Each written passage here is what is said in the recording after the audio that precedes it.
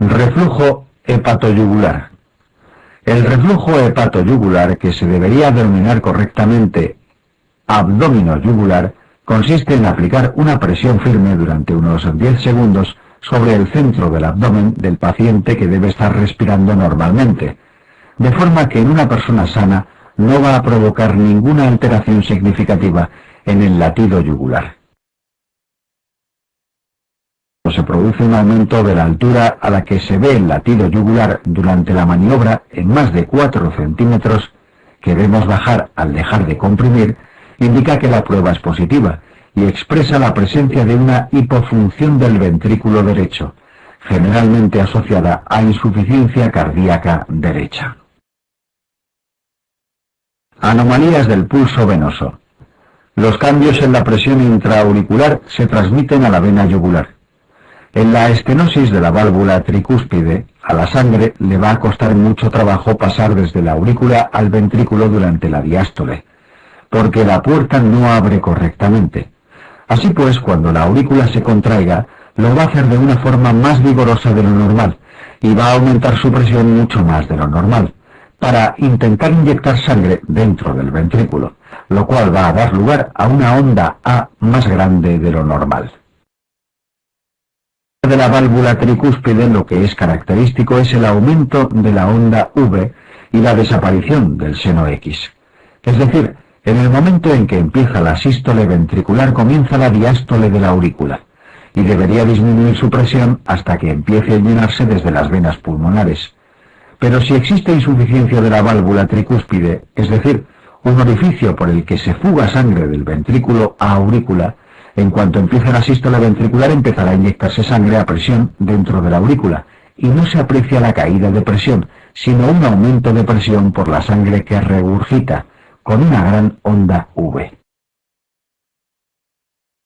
Constrictiva tiene un patrón en el pulso yugular en el que predomina el seno Y, mientras que en el taponamiento pericárdico predomina el seno X. En la fibrilación auricular no se aprecia onda A, dado que la aurícula no se contrae. A en cañón. Un grado de dificultad de llenado del ventrículo derecho mayor que el de la estenosis tricúspidea, con onda A grande, es la onda A en cañón, onda A cañón. Si la aurícula derecha se contrae contra una válvula tricúspide que no se abre en absoluto, el aumento de presión auricular genera un reflujo retrógrado de sangre desde aurícula a las cavas, que producirá una onda A más grande, cañón.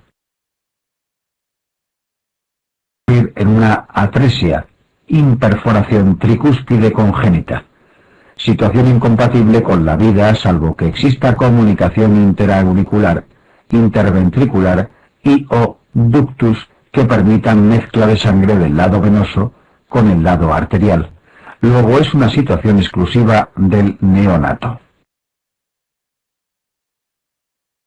Se aprecia onda A cañón en pacientes con alteraciones del ritmo cardíaco, por las cuales no se produce la apertura de la tricúspide en el momento adecuado, de forma que coinciden la contracción de la aurícula y la del ventrículo, siendo la primera incapaz de vencer la resistencia que ofrece la tricúspide durante la vigorosa sístole ventricular.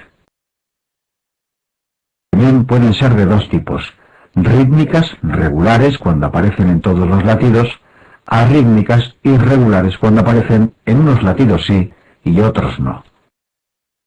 Ondas A cañón regulares. Las ondas A cañón rítmicas aparecen cuando exista un ritmo de la unión aurículo-ventricular, que es cualquier circunstancia en la cual el marcapasos del corazón no está en el nodo sinusal, sino en el nodo AV o sus proximidades.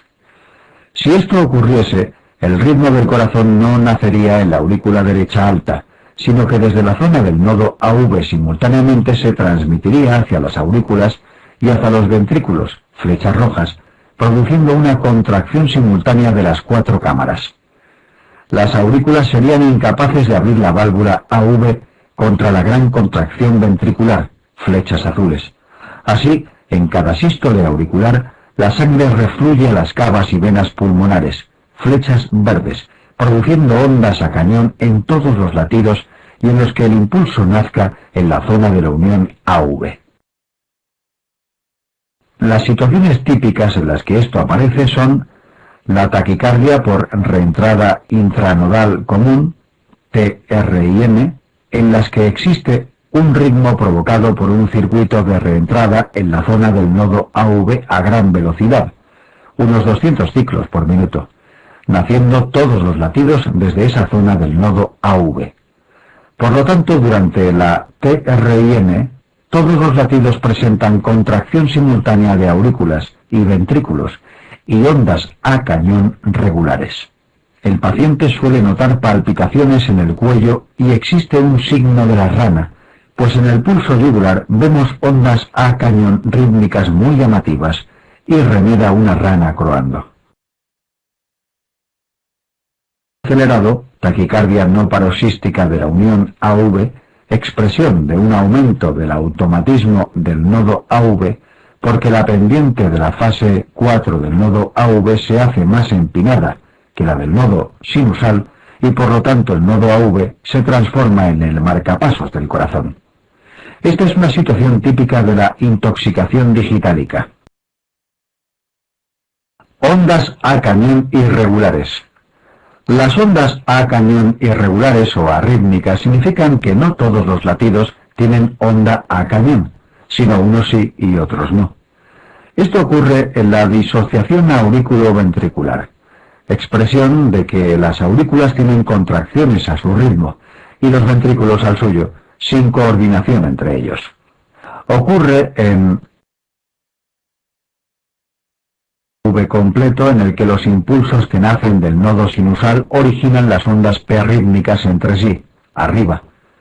Si esos impulsos no llegan al haz de IS por el bloqueo, dado que todas las células del sistema de conducción tienen pendiente la fase 4 del potencial de acción, el haz de IS o sus ramas empiezan a despolarizarse de forma espontánea, más lentamente que el sinusal, y aparece un ritmo de escape o marcapasos subsidiario, centro. Por ejemplo, en un bloqueo AV completo a nivel de nodo AV, las P van rítmicas entre sí, a lo que manda el sinusal. Ejemplo, 80 por minuto. A latir rítmicos entre sí, a lo que mande el ritmo de escape, ejemplo, 50 por minuto. Por tanto, están disociados, y en algunos momentos irá delante la P y detrás la QRS, azul, y en otros coincidirán, rojo. Cuando coincidan, lo harán la contracción de aurícula y ventrículo, y hay onda a cañón. Cuando no coincidan, no habrá onda a cañón. La taquicardia ventricular, en la que existe un ritmo originado en los ventrículos, típicamente por una reentrada en la zona de una cicatriz de infarto previo, que produce una taquicardia con QRS ancho rítmica y rápida, mientras que las aurículas siguen a lo que manda el sinusal. Al estar disociados, en algunos latidos coinciden la contracción de aurícula y ventrículo y existe onda a cañón, mientras que en otros latidos no coinciden y no existe a cañón. Ondas a cañón irregulares, marcapasos. Otra situación con disociación AV es el empleo de un marcapasos VVI en un paciente en ritmo sinusal. Este marcapasos monocameral consiste en un generador que lanza impulsos a través de un cable o electrodo que se conecta generalmente al ápex del ventrículo derecho para iniciar una despolarización.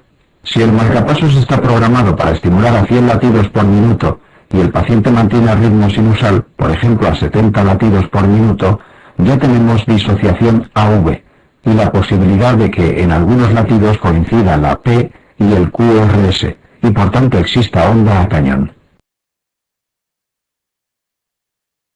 Esto que en algunos pacientes con enfermedades que cursan con disfunción diastólica ventricular, como la miocardiopatía restrictiva, la hipertrófica o la hipertrofia secundaria a la hipertensión, puede ocurrir que la gran pérdida de precarga en estos latidos en que coincide la onda P y el QRS provoque inestabilidad hemodinámica y el paciente sufra hipotensión, cansancio, fatigabilidad o incluso insuficiencia cardíaca mareo o síncope. Esto se denomina síndrome del marcapasos. Síndrome del marcapasos. Tratamiento. La I del nombre del marcapasos indica que se inhibe, es decir, no estimula, si el ritmo propio del paciente está por encima de la frecuencia mínima programada del dispositivo. El síndrome del marcapasos sería, en lugar de implantar un dispositivo VVI que va a piñón fijo, a la frecuencia que nosotros programemos, colocar un marcapasos VDD que tenga un electrodo proximal que mire la actividad de las aurículas, de forma que solo lance el impulso eléctrico a los ventrículos en el momento en el que vea que hay una onda P, tras un retraso AV que nosotros podamos programar. Es decir que, en lugar de ir a piñón fijo los ventrículos, los estimule siguiendo a las ondas P tras el intervalo PR que programemos, remedando la situación fisiológica y recuperando la sincronía AV. Otra solución sería programar la frecuencia del marcapasos tan lenta, 30 latidos por minuto, que el paciente prácticamente todo el tiempo mantiene ritmo propio, y solo se activaría el dispositivo de estimulación si su frecuencia espontánea bajase por debajo de esos 30 latidos por minuto. VVI quedan reservados para los pacientes con fibrilación auricular crónica, en los cuales no tenemos ningún interés en mirar las aurículas, ya que éstas no tienen actividad eléctrica regular ni contráctil. Fonendoscopio. Extratonos.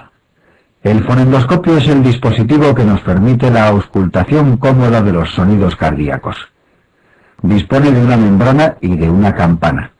De forma general podemos decir que la membrana tiene un mecanismo de filtro por el cual borra señales de baja intensidad y de baja frecuencia y nos permite concentrarnos en aquellos ruidos de alta intensidad y alta frecuencia, mientras que la campana generalmente nos permite amplificar todos los ruidos, incluyendo aquellos de baja frecuencia y baja intensidad.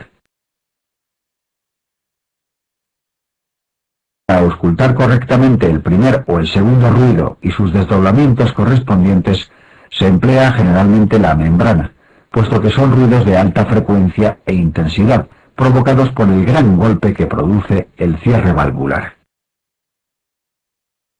Este ruido, que no son más que pequeñas turbulencias que se producen durante el llenado ventricular, al ser ruidos por tanto de baja frecuencia y baja intensidad, no pueden auscultarse con la membrana, puesto que las filtraría y han de ser escuchados preferentemente con la campana del fonendoscopio.